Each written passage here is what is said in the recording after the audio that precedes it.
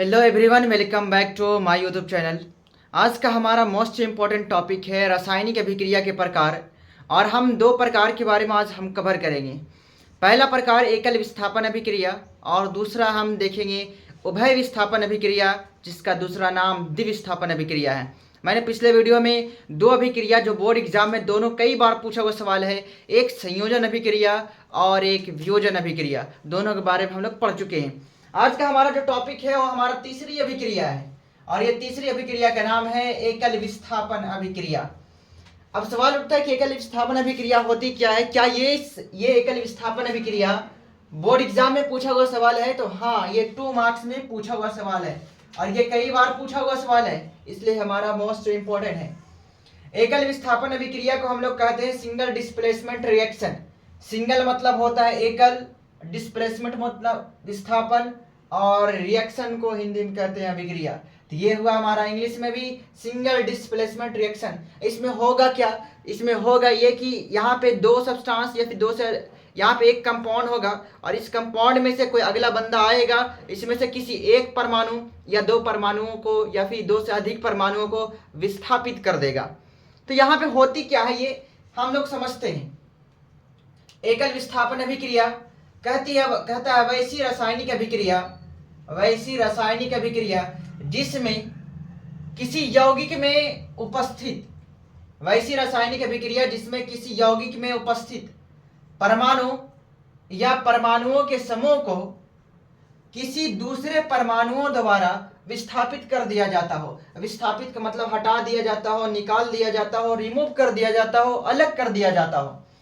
तो वैसी रासायनिक अभिक्रिया जिसमें किसी यौगिक में उपस्थित परमाणुओं या परमाणुओं के समूह को किसी दूसरे परमाणुओं द्वारा विस्थापित कर दिया जाता हो, उसे एकल विस्थापन अभिक्रिया कहते हैं। अगर मैं एक सिंगल फॉर्म में, अगर मैं एक एकदम शॉर्ट टर्म में समझूं, देखो यहाँ पे कहता है किसी यौगिक में उपस्थित, मान लिया जाए कि कोई यहाँ पे हमारा ये एक यौगिक है।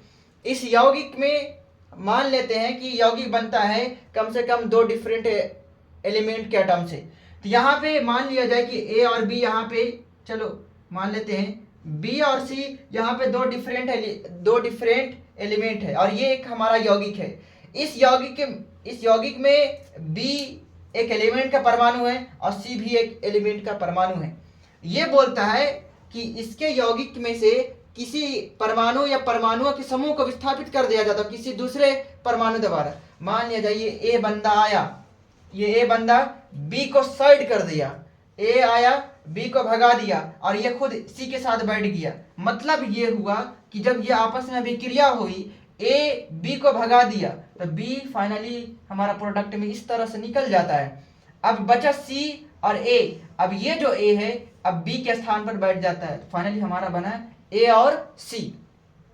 इसी को हम यहाँ पर देखते हैं, जहां पे मैंने क्या बताया कि एकल विस्थापन अभिक्रिया में किसी यौगिक में उपस्थित परमाणु या परमाणुओं के समूह को दूसरे परमाणु द्वारा विस्थापित कर दिया जाता हो। जैसे ये यौगिक है, इसका परमाणु बी और सी है, बी का एक परमाणु है, सी का भी एक परमाणु है।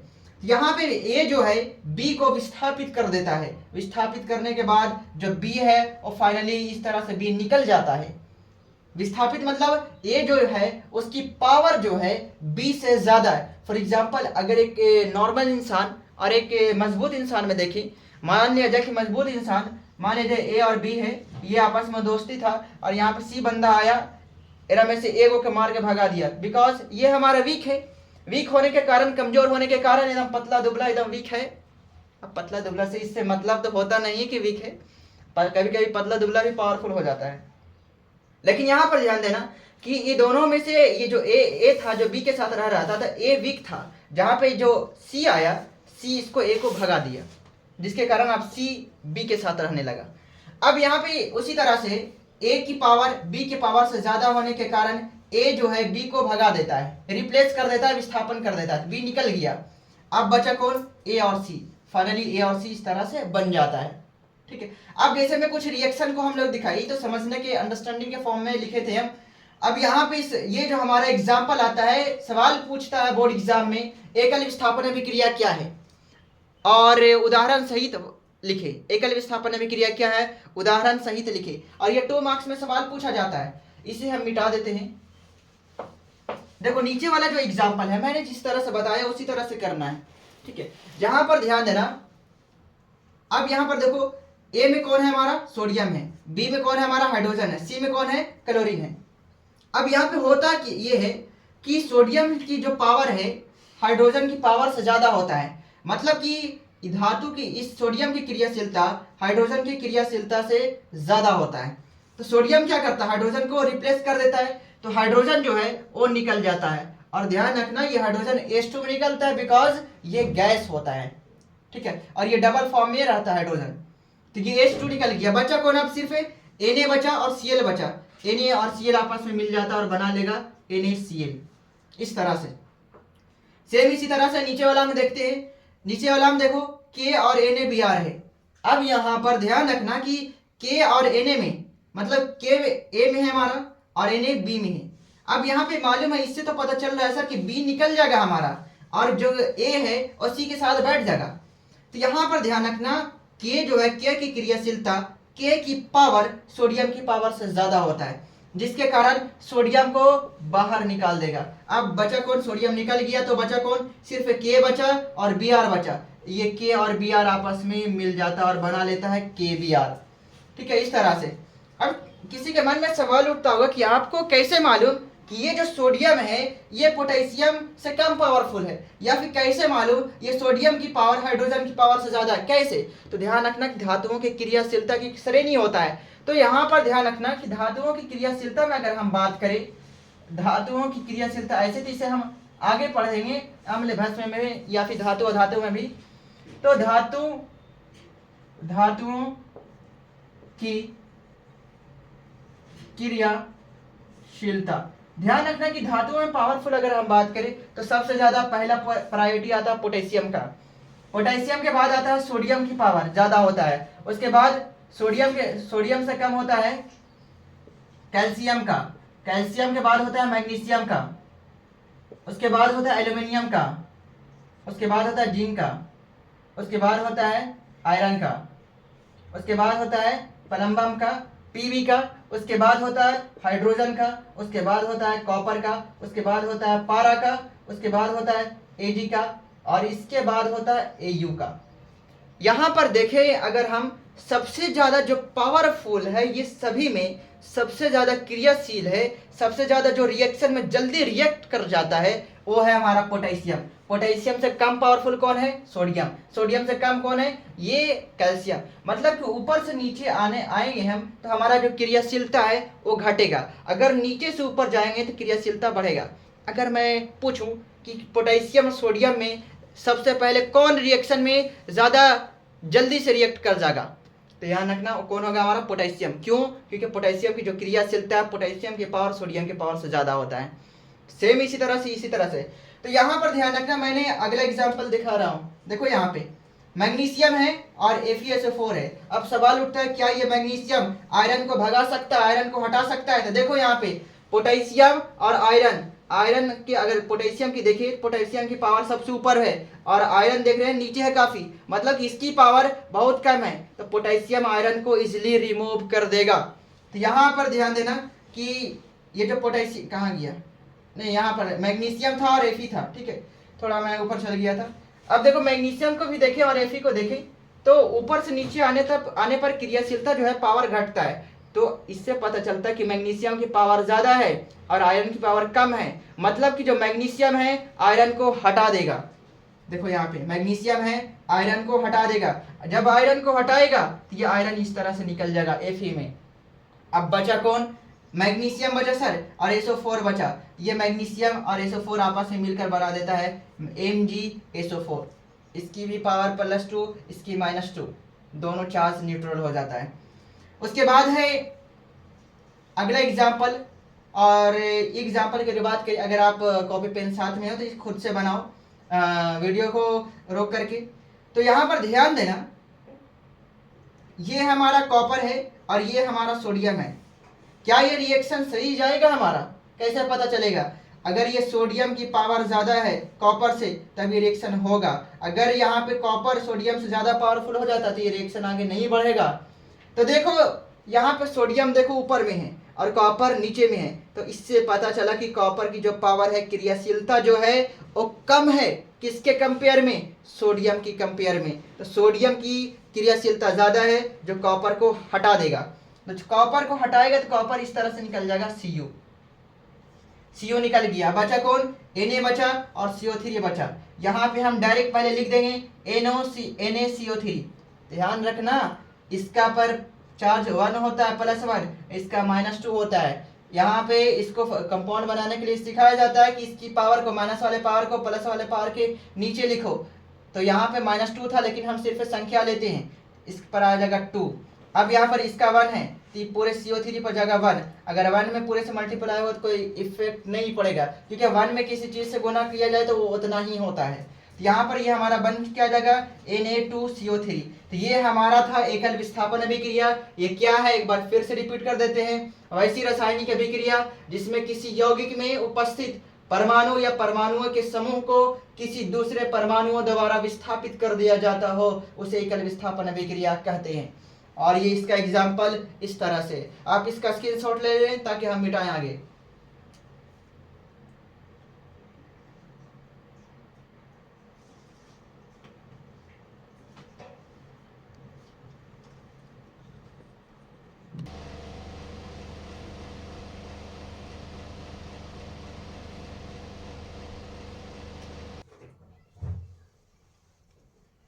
उसके बाद अगला जो हमारा है वो है हमारा उभय विस्थापन अभिक्रिया। और ये भी बोर्ड एग्जाम में बहुत ही इंपॉर्टेंट है, और ये भी बोर्ड एग्जाम के पॉइंट ऑफ व्यू से अगर देखा जाए तो ये भी कई बार बोर्ड एग्जाम में 2 मार्क्स का सवाल पूछा गया है और इससे ऑब्जेक्टिव भी आया है। तो ये जो है उभय विस्थापन अभिक्रिया, जिसे इंग्लिश में कहते हैं डबल डिस्प्लेसमेंट रिएक्शन, मतलब कि यहाँ पे 2 का डिस्प्लेसमेंट होगा, 2 चेंज होगा। इसी को हम लोग कहते हैं, दूसरा नाम है इसका द्विविस्थापन अभिक्रिया के नाम से भी इसे जाना जाता है। अगर सवाल उभय विस्थापन अभिक्रिया नहीं लिखेगा तो इसी को लिख देगा कि द्विविस्थापन अभिक्रिया से आप क्या समझते हैं, उदाहरण सहित लिखें। तो ये होती क्या है द्विविस्थापन अभिक्रिया या फिर उभय विस्थापन अभिक्रिया? तो इसको इस तरह से लिखेंगे, वैसी रासायनिक अभिक्रिया जिसमें 2 यौगिक, ध्यान रखना इसमें 2 यौगिक होता है। वैसी रासायनिक अभिक्रिया जिसमें 2 यौगिक अपने आयनों का विनिमय, विनिमय का मतलब होता आदान प्रदान। वैसी रासायनिक अभिक्रिया जिसमें 2 यौगिक अपने आयनों का विनिमय या आदान प्रदान कर 2 नए यौगिक का निर्माण करता हो, उसे उभय विस्थापन अभिक्रिया कहते हैं। कहने का मतलब ये है कि मान लिया जाए कि ए हमारे पास, ये ए वाला है और ये बी वाला है, ये आपस में मिलल था और ये एक यौगिक है। और दूसरा का मान लिया जाए सी वाला है और ये डी वाला है, ये आपस में है। मान लिया जाए ये प्लस में है और ये हमारा, मान लीजिए ये भी प्लस में है, ये माइनस में है और ये भी हमारा माइनस में है। होगा ये कि यहाँ पे आयनों का आदान प्रदान होगा। जैसे में यहाँ पे C के साथ D है तो यहाँ पे हो जाएगा C के साथ B। आयनों का आदान प्रदान करना है, मतलब कि एक प्लस वाले, मान लीजिए A के साथ B था तो अब क्या कर देना है, C के साथ B कर देना है। अब उसके बाद अब C के साथ D था तो अब यहाँ पर A के साथ D कर देना है। ध्यान रखना प्लस और माइनस यहाँ पे होना अनिवार्य है।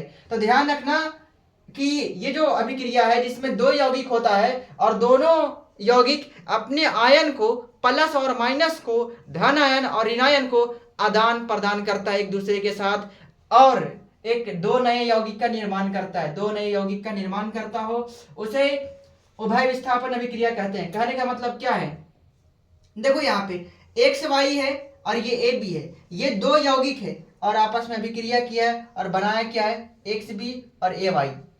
कैसे होगा उसको हम बाद में देखेंगे। पहले यहाँ पे है कि X क्या है और यहाँ पे A क्या है। ध्यान रखना कि रूल के अकॉर्डिंग पहला वाला जो होता है एटम या फिर कोई भी एलिमेंट जो होता है, एलिमेंट का जो एटम होता है वो पॉजिटिव होता है, बाद वाला निगेटिव, ये प्लस वाला और ये माइनस वाला। हमको पता है कि प्लस वाले को, जैसे आयन 2 प्रकार का होता है, एक धन आयन होता है और एक ऋण आयन होता है।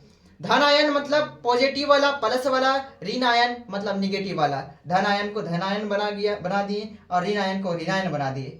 जहां पर ध्यान रखना कि ऋण आयन के केस में, ऋण आयन के केस में अगर देखा जाए तो ये माइनस में होता है और ये प्लस में होता है। तो यहाँ पर भी पहला वाला मिलेगा प्लस और ये माइनस, ये प्लस और ये माइनस। यहाँ पर आयन का आदान प्रदान करना है। जैसे में ध्यान रखना, अगर मान लिया जाए यहाँ पे एक्स जो था प्लस वाला ये वाई के साथ था, अब ये अपना आयन चेंज करेगा ना। मान लीजिए इसके साथ वाई था, अब ये चाह रहा कि मैं दूसर का माइनस वाले के पास चला जाऊं या फिर मैं दूसर के माइनस वाले को ले लूं। तो यहाँ पे एक्स जो प्लस वाला है, अब ये वाई जैसे माइनस वाले के साथ नहीं रहेगा और ये बी के साथ माइनस से बना लेगा। तो देखो x जो है b के साथ जुड़ गया तो क्या बना लिया, एक्स बी, जहां पे x प्लस में है और b माइनस में है। अब उसके बाद जैसे में अब ये तो दोनों निकल गया, अब ये प्लस अपने ये प्लस ए अपने b माइनस को छोड़ दिया, अब ये क्या करेगा, इसको भी दोनों आपस में न्यूट्रल रहना चाहता है। तो यहाँ पे a प्लस जो है वो y से अभिक्रिया करता है, बाइंडिंग करता है और क्या बनाता है, ए वाई। ध्यान रखना इसमें आयन का चेंज हुआ। आयन देखो इसका पॉजिटिव था इसके नेगेटिव के साथ, लेकिन अब इसका पॉजिटिव जो है इसके नेगेटिव के साथ, मतलब कि सर यहाँ पर आयन का जो हुआ चेंज हुआ। उसके बाद इसका जो एग्जांपल अगर देखिए उभय विस्थापन अभिक्रिया का, इसमें बोलता है 2 यौगिक होना चाहिए। एक यौगिक हम लिए हैं सोडियम क्लोराइड और दूसरा सिल्वर नाइट्राइड। यहाँ पे ये दोनों आपस में अभिक्रिया करता है, तो ध्यान रखना कैसे बनाना है। ये पहले वाला सर प्लस में और ये माइनस में, ये प्लस में और ये माइनस में। तो इतना तो आप समझ गए होंगे कि बनेगा कैसे। यहाँ पर सर यहाँ पर होगा ये कि ये सोडियम जो प्लस है ये अपने माइनस वाले के साथ नहीं लगेगा, दूसरे के माइनस वाले के साथ, तो क्या बना लेगा, NaNO3 ये बन जाएगा। अब उसके बाद जैसे में सोडियम NaNO3 के साथ रह गया, अब Ag प्लस बन गया और Cl माइनस बच गया। अब बनेगा क्या, AgCl। ये इस तरह से बनता है और ये AgCl हमारा प्रेसिपिटेट होता है और प्रेसिपिटेट को हम लोग इस तरह से लिखते हैं, तिरछी नीचे दे करके। उसके बाद ध्यान रखना अब सेम इसी तरह से, ये उम्मीद है कि आप सब बना लेगा। अगर आप सीख गए हैं तो वीडियो को रोक करके पहले आप इसे बनाओ। उसके बाद है FeS2SO4। यहाँ पे Fe सर प्लस में है और ये अगर देखा जाए Fe प्लस में सर और ये माइनस में, ये प्लस में और ये माइनस में। अगर हम इसको देखा जाए ये -2 होता है, ये +2 होता है, ये -2 होता है, ये +1 होता है और ये -2 होता है। इस तरह से हाइड्रोजन की जो ऑक्सीडेशन स्टेट होता है +1, सल्फर का SO4 का होता है -2। तो यहाँ पर ध्यान रखना, ध्यान देने की बात क्या है, अब इसका जो प्लस वाला है सर दूसरे के माइनस वाले के साथ रहेगा, तो बना क्या लेगा, FeSO4 ये बन जाएगा। अब बचा कौन, H प्लस बचा और S माइनस बचा, ये आपस में मिलकर बना लेता है H2S।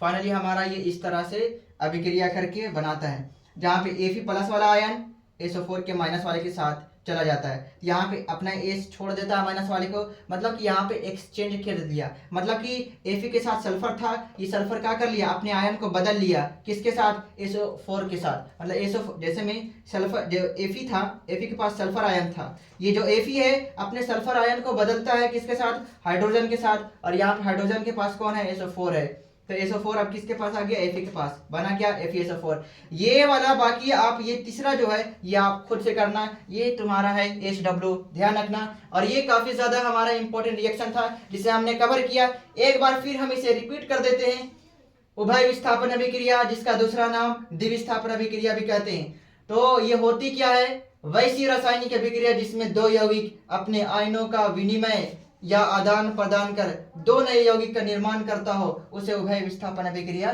कहते हैं। और आज का हमारा ये टॉपिक 2 था, जो काफी ज्यादा बोर्ड एग्जाम के पॉइंट ऑफ व्यू से बहुत ही इंपॉर्टेंट है। और आज का हम यहीं तक अपना वीडियो को और हम अपना टॉपिक को यहीं तक कंक्लूड करते हैं। बाकी हम मिलते हैं नेक्स्ट वीडियो में। अगर आपने वीडियो पर न्यू आए हैं तो चैनल को सब्सक्राइब करें और वीडियो को लाइक करें। अगर आपको इसमें कोई भी आपके नेक्स्ट टॉपिक के बारे में या फिर कोई एक्सप्लेनेशन चाहते हैं तो आप उसके बारे में कमेंट जरूर करें, कैसा लगा वीडियो कमेंट करें। बाकी मिलते हैं नेक्स्ट वीडियो में, ऑल द बेस्ट।